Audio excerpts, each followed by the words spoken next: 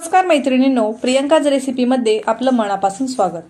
आज आपण बनवणार आहोत मस्त असं चमचमीत खारं वांग, जे चवीला अतिशय चविष्ट आहे व बनवायला देखील खूपच सोपं आहे आणि सोबतच साहित्य देखील फारच कमी लागतं।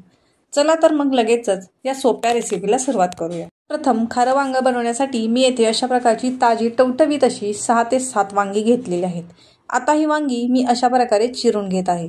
प्रथम त्याचा थोडासा देठ काढून घेतलेला आहे, तसेच त्याला अशा प्रकारे मधून कट करून घेतलेले आहे व अशा प्रकारे ते किडका आहे की नाही हे बघून घ्यायचे। अशा प्रकारे मी येथे सर्व वांगी चिरून घेतलेली आहेत व ती काळी पडू नये म्हणून मी ती पाण्यामध्ये ठेवून दिलेली आहे। आता वांग्यासाठी मसाला बनवून घेऊया।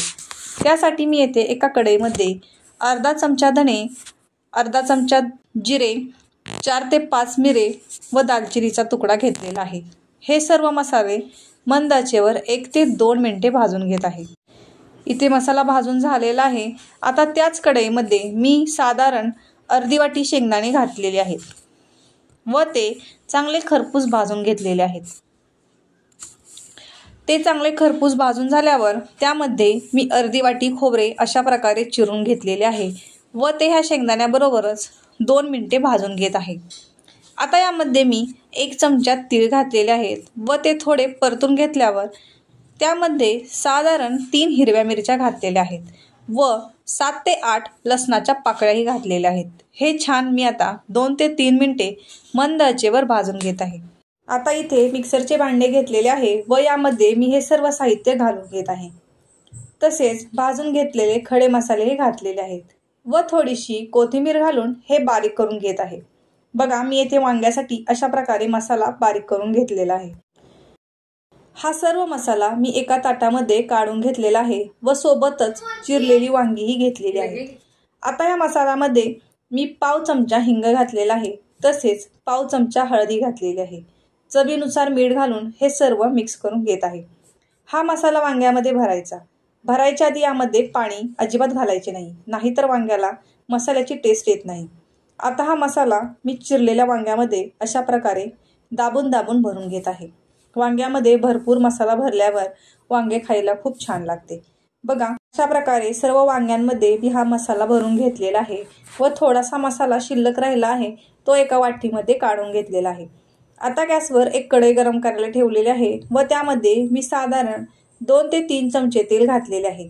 तेल चांगले गरम झाल्यावर त्यामध्ये मी अर्धा चमचा मोहरी घातलेली आहे व मोहरी चांगली तडतडल्यावर त्यामध्ये 10 ते 15 कढीपत्त्याची पानेही घातलेली आहेत।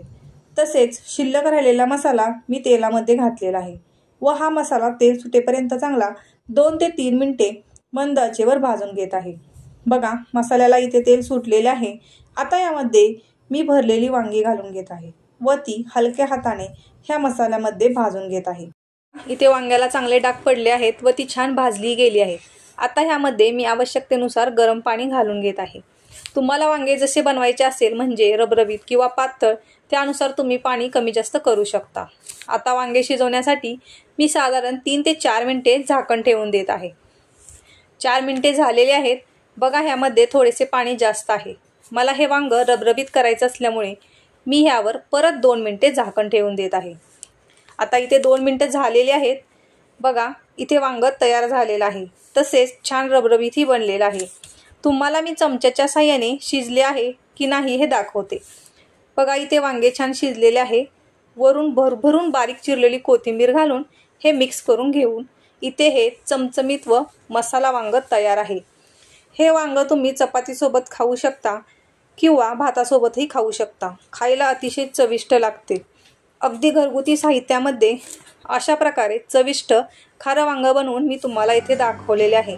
तुम्हाला माझी ही रेसिपी कशी वाटली हे मला कमेंट करून सांगा व जर माझी ही रेसिपी आवडली असेल तर माझ्या ह्या चॅनलला लाईक, शेअर आणि सबस्क्राईब नक्की करा। धन्यवाद।